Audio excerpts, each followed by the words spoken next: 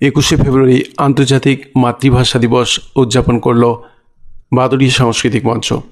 বাদুড়িয়া সাংস্কৃতিক মঞ্চ একটি অরাজনৈতিক সংগঠন যারা বাংলার সংস্কৃতির ধারাকে অব্যাহত রাখতে প্রতি বছর এই দিনটি মহাসমারোহে যথাযথ মর্যাদায় পালন করে গান, কবিতা, বক্তব্যের মধ্যে দিয়ে।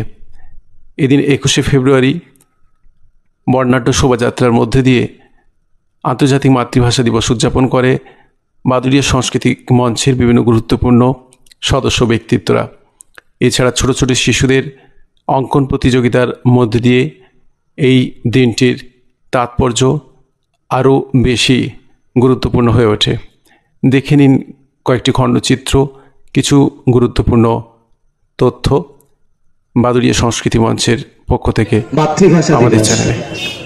21শে ফেব্রুয়ারি 2025 বাদুড়িয়া সংস্কৃতি মঞ্চের পরিচালনায় আমরা এখানে সকলে উপস্থিত হয়েছি। 1952 সালে এই মাতৃভাষাকে কেন্দ্র করে যে আন্দোলন হয়েছিল, সেই আন্দোলনে যারা শহীদ হয়েছিল তাদের প্রতি বিনম্র শ্রদ্ধা। আমার একটি ছোট্ট প্রয়াস, আমি মা বলে ডাকি, বাবা বলে ডাকি বাংলা ভাষার স্বার্থে। আমি ছোট্ট থেকেই খুকু ডাক শুনে প্রাণ খুলে তাই হেসেছি। আমি আমার প্রিয় কবিতা পড়ে চোখের জলেও ভেসেছি। ভারত আমার ভারতবর্ষ, স্বদেশ আমার স্বপ্ন গো।